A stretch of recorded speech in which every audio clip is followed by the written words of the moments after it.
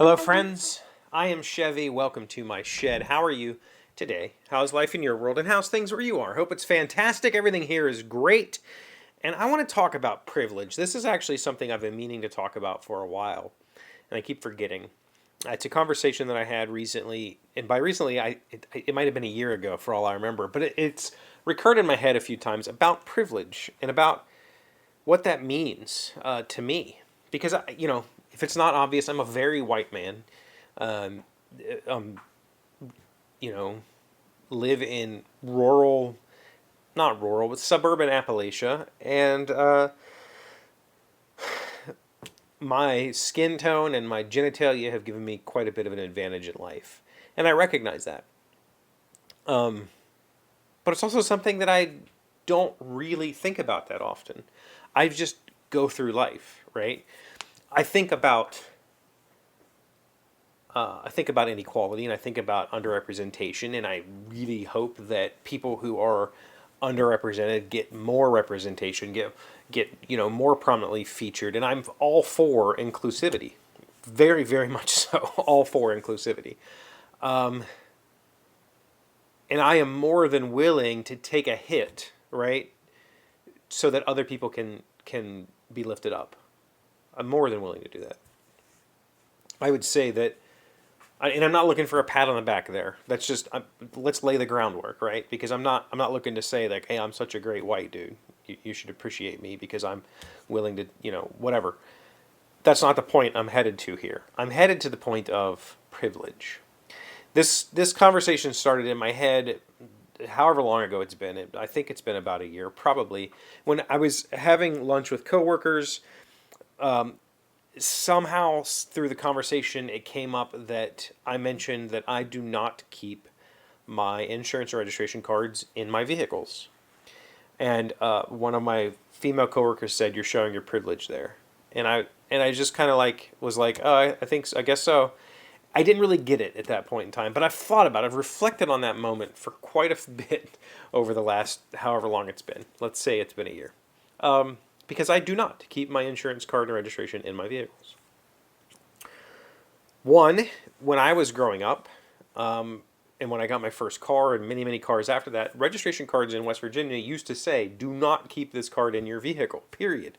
Like you were not supposed to keep it in there because anybody with that registration card can re-register it to themselves. It's pretty easy to do. Obviously, it's illegal, but they told you do not keep the registration card in your car. Number one, it's treated as a proof of ID here. Like you can use it for proof of residency. Um, when you go to do your driver's license, you can use that as a proof of residency. So they used to tell you not to keep it in the car. I have looked since having this conversation. It no longer says that. I just choose not to keep it in the car. And I choose to do that because I know that here in West Virginia, if I was pulled over for a violation or if something happened and the police requested to see that documentation and I did not have it, I have a grace period. I believe it's 5 days. It might be less, but I have some grace period in order to show them that documentation. I do not have to have it physically on me. Um, I have a phone app for my insurance company. I can show them that, and they can look up the registration. That my license plate's on the car. They can see that it's the correct. They don't need this piece of paper, right? I know that. Until my coworker said something about that being privilege, I never really thought about it that way, you know? I never really stopped and thought, like, what would my black friends do in that situation? How would that situation be different for them should they not have their insurance registration card if they were to be pulled over for a traffic violation? I have a feeling it would be a very different interaction. And that makes me sad, right? It, it makes me sad, one, because my friends shouldn't have to go through that. But two, it makes me sad that I've never really considered that a point of privilege. That's just my experience in life. I live in West Virginia, but I grew up with a very diverse friend set. I had Asian friends, I had Indian friends, I had, and I mean like people from India friends. There possibly was Native Americans in the mix. I'm not positive, and I had lots of black friends. So I had a diverse friend group, and my experience with them was never. I never experienced the difficulties that they have undoubtedly gone through while I was with them. Right? I've never had those weird encounters where people ask me if I'm okay because I'm hanging out with a black guy, or I've never seen them get treated differently because they're not white. I guarantee you it's happened. I'm not trying to dismiss their realities. I guarantee you that every single one of them has faced prejudice or just downright racism and xenophobia. But as I've moved through life, and I would like to believe that I'm conscious of that sort of thing, I've never seen it happen to them directly. And so for me, just choosing to not put my insurance and registration card in my vehicle is just a matter of, that's how I was taught. And two, it's okay. Like, it's no big deal. I'll just turn it in later. And I never really thought about that being part of my privilege.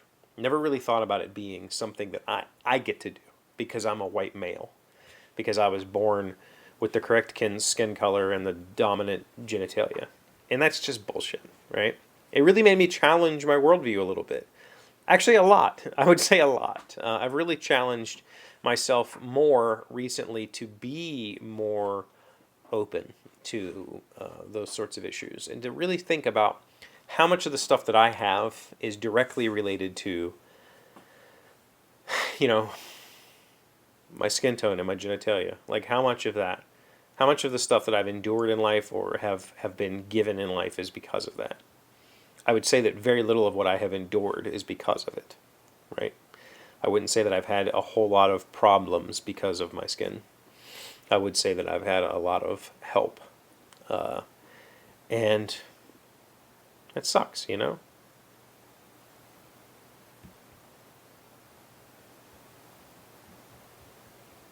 It's just something I've been reflecting on. I've been meaning to have this conversation here for a long, long time. I think that something M said recently really kind of re-triggered that thought and went, oh yeah, I've been wanting to talk about this. I don't remember what she said. If I think about it, we can talk about it tomorrow. But I'm just curious. I know that a lot of you watching this are white men. The majority. I mean, that, But I'm curious to know what your experiences have been like in diverse situations. Do you perceive your privilege? Do you see it in the way that people treat other races or genders? Sadly, over the years, I have lost contact with a lot of my diverse friends. My social circle is just M. I have one friend that comes around fairly regularly. Another friend that we've maintained a relationship for many years. And then people that I see at conventions. That's it's not quite the same as the friend group that I grew up with. A very fun and diverse group of people. So, curious to know what your experiences are. Thank you for being here as always. Thank you for liking, commenting, subscribing, being amazing friends and wonderful people. I really appreciate you. And I'll see you again tomorrow. Today's word you should know to sound smart is obtuse. It is an adjective meaning lacking understanding, intelligence, perception, unable to comprehend, having a dense mind.